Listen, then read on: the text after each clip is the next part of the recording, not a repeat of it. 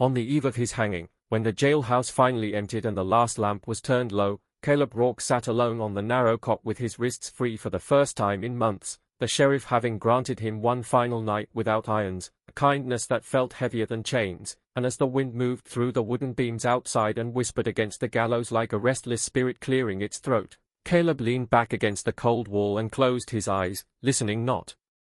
for footsteps but for memory, because memory had become louder than the world, and it was there, in that hollow space between breath and regret, that the truth he had buried for so long finally rose, not as a shout or a plea but as a steady, aching murmur he could no longer keep caged, for everyone in Red Willow knew his name and the shape of his legend, the robberies at dawn, the gunfire at dusk, the men who never came home and the trails stained by fear, but no one knew the man who had been.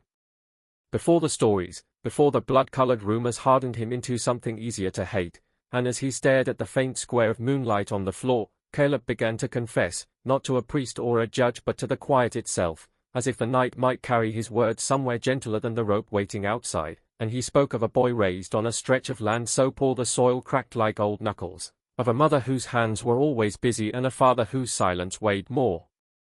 than any shout, of how he learned early that the world did not bend for wanting and that mercy was a thing men whispered about but rarely practiced, and he remembered the first time he ran, not from the law but from grief, when a sickness took his mother in a single winter and the house felt too empty to breathe in, and he remembered how the road welcomed him with indifference, how it taught him to keep moving because standing still was where pain caught up, and as the wind sighed again through the gallows, Caleb admitted that he had not been born cruel, only tired of watching good people lose and bad luck win, tired of seeing promises break like dry twigs, and when he found the outlaw life it felt less like a choice and more like a current that carried him along, offering bread when he was hungry and a name when he had none, yet even then there had been rules he followed quietly, lines he swore never to cross, because somewhere beneath the dust and hardened resolve there lived a softer truth he had never spoken aloud, and that truth took the shape of a woman whose name he had not said in years, a woman the town believed to be nothing more than a shadow in one of his crimes, but who had in fact been the single bright thing he tried, and failed, to protect, and as Caleb's voice grew steadier, as if unburdening itself gave it strength, he spoke of finding her on a night when the stars hung low and the air smelled of rain, of how she had been stranded and proud, frightened and fierce in equal measure, and how he had offered her water and a promise he should not have made, not knowing that kindness would bind him more tightly than any warrant, and he confessed that for a brief stretch of time he lived differently, choosing quieter paths, letting towns pass untouched, because he believed that if he kept the world at arm's length it might forget to take from him again. But legends have a hunger of their own and soon men came looking for the name he wore, forcing him into corners where choices were sharp and fast, and though the stories would later say he acted without heart, Caleb admitted to the empty room that every decision had cost him something, that each step away from the life he wanted felt like tearing cloth that could never be mended, and when the woman begged him to leave with her, to cross into a place where no one knew his past, he almost said yes, almost believed that redemption was a road still open, but fear spoke louder than hope, and he sent her away with words he did not mean, telling himself it was safer for her not to know the man he was becoming, and that was the moment, he realized now, when the legend truly took hold, because after she left there was nothing left to guard, and so he let the stories grow darker, let men believe he was ruthless because it was easier than correcting them, easier than admitting he was broken, and as the night deepened and the jailhouse creaked softly like an old ship at rest, Caleb confessed that the crime which sealed his fate had not been his doing at all, that the gunfire everyone remembered had come from another hand, fired in panic, but he had stepped forward and claimed it because someone else would have died if he had not, and he had been so tired by then, so worn thin by running and regret, that accepting the noose felt like laying down a pack he could no longer carry. Yet even in that surrender there was one last secret he had never told, not to the deputies, not to the men who spat at his name, and that secret was this, that the woman he loved had carried away more than his heart, that she had left with a piece of his future he never dared to imagine, and as he breathed out the truth into the stillness, the wind outside stilled, as if listening, and Caleb allowed himself, for the first time, to hope that somewhere beyond the gallows and the stories written in blood, the truth might yet find its way into the world, not to save him, but to change what his life had meant, because legends end at the rope, but truths, once spoken, have a way of walking on. They called her the widow of Red Mesa long before she ever spoke her name aloud in that town, a name carried on dry wind and hushed voices, spoken only when the saloon doors were shut and the lamps burned low, because Red Mesa was the kind of desert place where stories clung to people harder than dust, and when Eliza Harrow arrived one late afternoon with the sun bleeding red along the horizon, she felt those stories settle on her shoulders before she even stepped down from the stagecoach. Her black dress plain and travel-worn, her face calm in a way that unsettled men who watched from porches and doorways, for they knew her reputation well enough, knew that every outlaw who had ever loved her had met a violent end, shot down on roads, in ravines, behind barns, their names carved into crude markers scattered across the West, and though no one could say exactly what part she played in their fate, they all agreed on one thing, that death followed her like a shadow that lengthened at sunset. And so when she rented the small adobe house at the edge of town, near the dry wash where mesquite trees twisted like old hands, people kept their distance, watching her from afar as she swept her steps each morning and tended a small patch of stubborn flowers that should not have survived the heat, yet did, and Eliza felt the weight of their fear without resentment, because she was tired of defending herself against rumors, tired of explaining grief to those who treated it like a spectacle, and most of all tired of pretending she did not hear the whispers that followed her through the market, through the churchyard, through the long empty afternoons when the desert hummed with cicadas and memory, for Eliza had loved deeply and lost completely, more than once, and each time she had sworn it would be the last, that she would build a life of quiet endurance and solitude, a life where her heart stayed safely folded away like a letter never sent, and for a while, in Red Mesa, it almost worked, until the evening when fate, careless and persistent, delivered a bleeding man to her doorstep, just as the sky darkened and the air cooled enough to carry sound across the sand, and she heard a soft, uneven knock, followed by a weight against the door that slid slowly downward, and when she opened it she found a gunslinger collapsed at her feet, dust-caked and pale, a dark stain spreading across his shirt, his revolver still holstered as if he had not even tried to fight whatever had chased him there, and Eliza stood very still for a moment, the past rushing back with painful clarity, the faces of men she had once held, once believed she could save, flickering through her mind like dying lanterns, and she nearly closed the door then, nearly chose the safety of solitude over the danger of compassion, but something in the man's face stopped her, something unguarded and exhausted, and with a quiet sigh that felt like surrender, she dragged him inside, bolted the door, and set to work as she had done before, cleaning the wound with steady hands, pressing cloth against blood, murmuring words not meant for him so much as for herself, reminding herself to breathe, reminding herself that helping did not always mean loving, that kindness did not have to reopen old wounds, and the man, whose name she would later learn was Jonah Creed, drifted in and out of consciousness through the night, sometimes whispering apologies to no one, sometimes reaching out as if grasping for something just beyond his reach, and Eliza stayed by his side until dawn painted the walls pale gold, listening to his breathing even out, telling herself again and again that this was where it would end, that she would see him healed and on his way, another life passing through hers without leaving a mark. Yet as days turned into a careful routine of tending and waiting, she found herself noticing small things she had sworn not to notice anymore, the way Jonah thanked her even when pain made his voice rough, the way he watched the desert through the window with an expression that held both longing and regret, the way he never asked her name at first, as if he understood that names carried weight, and Red Mesa noticed too, because towns always do, and the whispers grew sharper, the warnings more urgent, men shaking their heads and saying it would end badly as it always did, that the widow of Red Mesa had claimed another, and Eliza heard those words with a familiar ache, because she knew the pattern better than anyone, knew how love in her life had always been tangled with violence and loss, and she began to pull back, keeping her conversations with Jonah brief, her touch careful and impersonal, even as something warm and unwelcome stirred beneath her restraint, because Jonah was not like the others, not in the ways that mattered. He did not boast or brag or speak fondly of the gun at his side, instead he spoke of places he had passed through without settling, of mistakes made out of fear rather than cruelty, of a weariness that mirrored her own, and one evening as the sun sank and painted the desert in bruised shades of purple and red, he told her, quietly, that men were looking for him, that trouble had followed him to Red Mesa, and Eliza felt the familiar tightening in her chest, the old knowledge rising like a warning bell, because this was always how it began, with danger circling closer, with choices narrowing until only sacrifice remained, and she told him then that he would have to leave as soon as he was strong enough, that staying would only bring harm, and Jonah looked at her with an expression that was neither surprised nor angry, only sad, and he said he understood, that he would not wish his fate on anyone, least of all her, and for a moment they stood there in the fading light, the space between them heavy with everything they did not say, and in that silence Eliza felt the cruel truth of her life pressed down on her, that she could survive alone, but she could not seem to love without consequence, and yet when the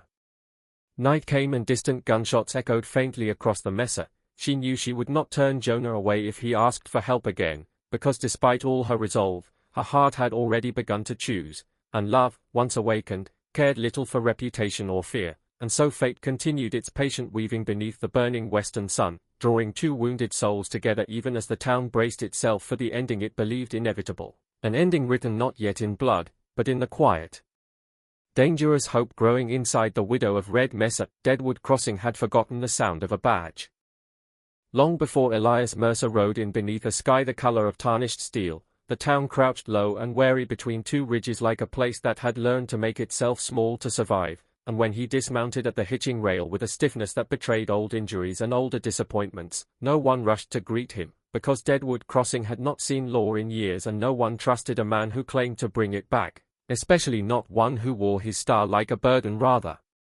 than a boast, a badge he never wanted to wear again yet could not bring himself to leave behind. And as Elias stood there with dust on his coat and the ache of the past pressed deep into his bones, he felt the familiar pull of memory tug at him, reminding him why he had sworn never to return to towns like this, places where hope had learned to hide and courage had grown thin, for he had once believed in order with the kind of faith that makes men reckless, had once worn the badge with pride and paid dearly for it when a choice made in haste had cost him everything worth keeping, and now Deadwood Crossing looked at him with the same hollow eyes he saw in his own reflection, measuring whether he would stay or pass through like all the others who had promised help and left before nightfall, and Elias might have done just that if not for the way the wind carried voices down the main street, sharp with tension, men arguing over boundaries and debts and who would stand where when the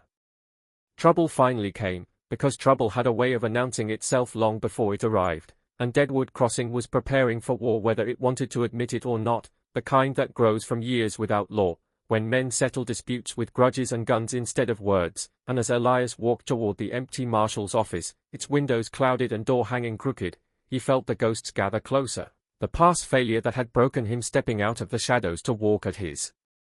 side, whispering reminders of the day he had trusted the wrong man, the day a town burned while he stood frozen by doubt, the day the badge became heavier than iron, and he paused there for a long moment before pushing the door open, dust motes swirling in the stale air like unsettled spirits, and inside he found what he expected, an old desk scarred by years of neglect, a chair missing a leg, a wall where the outline of a star still showed lighter than the wood around it, and he sat down slowly,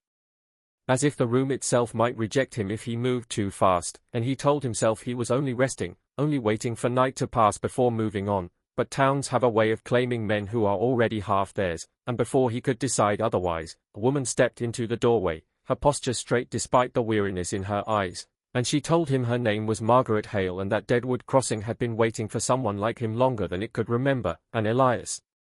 wanted to laugh at the idea, wanted to tell her she had the wrong man, that he was broken goods with hands that shook when the memories came too close. But instead he listened as she spoke of the men who ruled the town now, of the feuds ready to spill over, of the children who learned to be quiet because noise drew danger, and with each word Elias felt the old sense of duty stir, unwelcome yet undeniable, because even after everything, he still believed that law mattered, that order was not just about rules but about giving people a reason to stand upright again, and when Margaret asked him if he would stay, if he would wear the badge just long enough to see them through what was coming, he did not answer right away. Because the ghosts were loud then, reminding him of the faces he had failed, the ones he still saw when sleep refused him, and he feared that taking up the star again would only lead to another ending written in loss. Yet as the day wore on and the town revealed itself in fragments, a storekeeper who hid his fear behind jokes, a preacher who rang the bell even when no one came, a group of men drilling with borrowed rifles in the dry riverbed, Elias began to see that Deadwood Crossing was not asking him to be perfect, only present. And that realization settled into him with a weight that felt strangely steady, and so when night fell and the men who claimed the town gathered in the saloon to drink and boast and plan, Elias stood in the street beneath a flickering lantern and pinned the badge to his coat with hands that no longer trembled, not because he was unafraid, but because he had learned that courage often comes after the choice, not before, and the sight of that small star caught the attention of the crowd like a spark in dry grass, laughter dying down as recognition spread, and Elias met their stares without bravado, speaking plainly of lines that would be drawn and rules that would be kept, not because he expected them to listen, but because someone had to say the words aloud. And as the town held its breath, he felt the past failure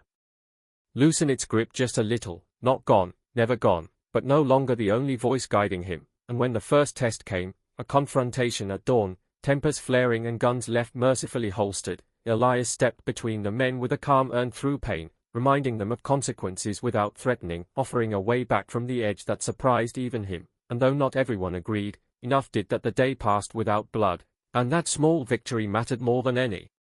grand gesture, because it showed Deadwood Crossing that law could return not as an iron fist but as a steady hand. And as days turned into a tense waiting, Elias prepared the town as best he could, teaching them how to stand together rather than apart, facing his own ghosts each night when the quiet pressed in and the memories threatened to overwhelm him. And he would sit alone in the marshal's office, badge set carefully on the desk, and speak softly to the past, not asking forgiveness but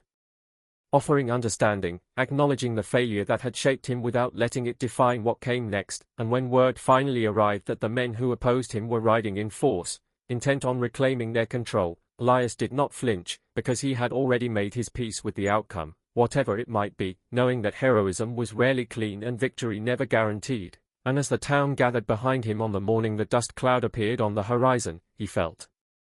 something he had not felt in years, a sense of belonging born not from success but from shared resolve. And whatever happened at Deadwood Crossing, whether the badge would be stained or set aside again, Elias Mercer knew he would not turn away this time, that he would face the coming storm with open eyes and steady breath, not as a man seeking redemption through sacrifice, but as one finally willing to stand where he was needed, proving to himself and to the town that even broken men can hold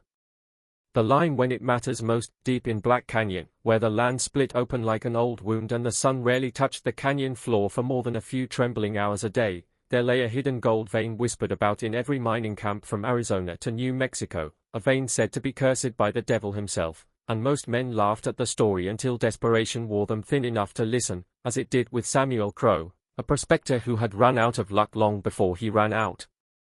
of hope, a man whose boots were held together by rawhide and whose eyes carried the hollow look of someone who had buried too many dreams under too much sand. And when Samuel found the map tucked inside a weathered Bible at a trading post, pressed between pages stained by sweat and age, he told himself it was only coincidence, that the rough charcoal lines marking Black Canyon meant nothing more than another fool's fancy. Yet the moment his fingers touched the paper he felt a strange warmth crawl up his arm, subtle but insistent, like a pulse not his own. And that night as he lay beneath the stars with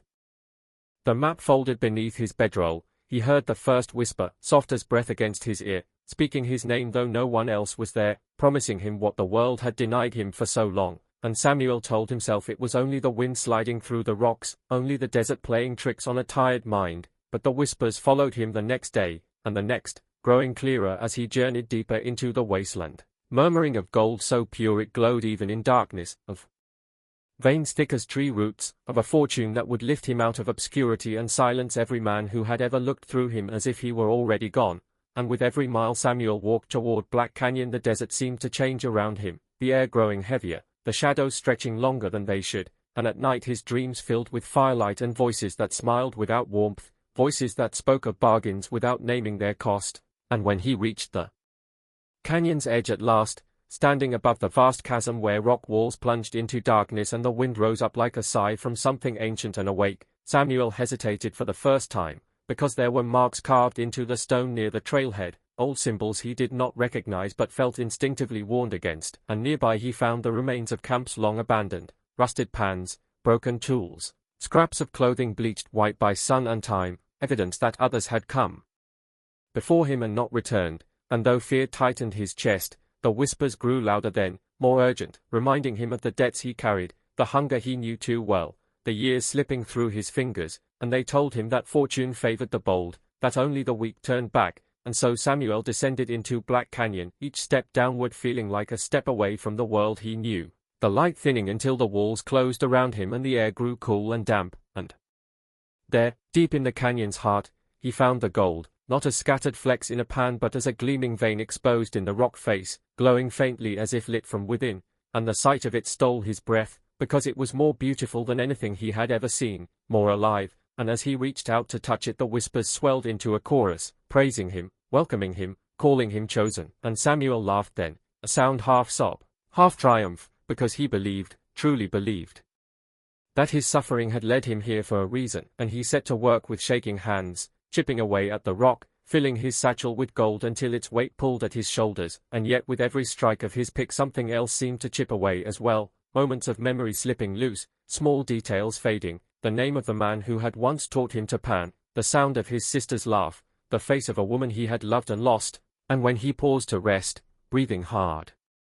he realized with a jolt of fear that the canyon was quieter now, the whispers gone, replaced by a heavy silence that pressed against his ears, and in that silence he felt watched, not by eyes, but by the canyon itself, as if the rock and shadow were aware of him, measuring what he had taken and what he still owed, and when the whispers returned they were different, colder, reminding him of the bargain he had never spoken aloud but had accepted all the same, and they demanded more, not gold, but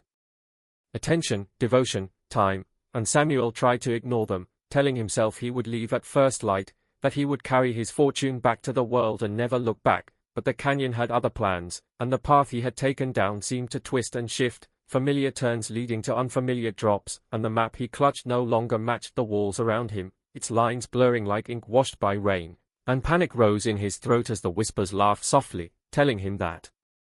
Black Canyon did not give without taking, that the devil's gold was never meant to be carried away, only kept company, and days, or perhaps hours, passed in a haze of searching and exhaustion, Samuel wandering deeper, his supplies dwindling, the weight of the gold growing heavier with each step, until he began to understand the truth of the curse, not as fire or demons but as possession, the canyon holding on to men by feeding their need until they could not imagine leaving, and when at last he collapsed near the glowing vein, body spent and spirit frayed, Samuel wept not for his fate but for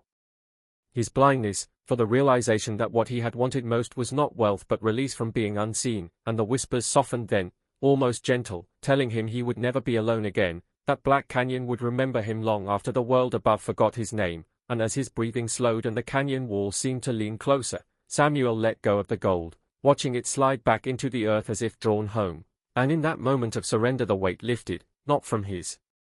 body but from his heart, and when the morning sun finally reached the canyon floor, it found no prospector, no satchel of riches, only a new set of carvings etched into the stone near the vein, marks that looked almost like a name, and back in the mining camps the story grew, as stories do, changing shape with every telling, men swearing they heard whispers when the wind cut just right, warning them away from Black Canyon or tempting them closer depending on the listener's heart, and some said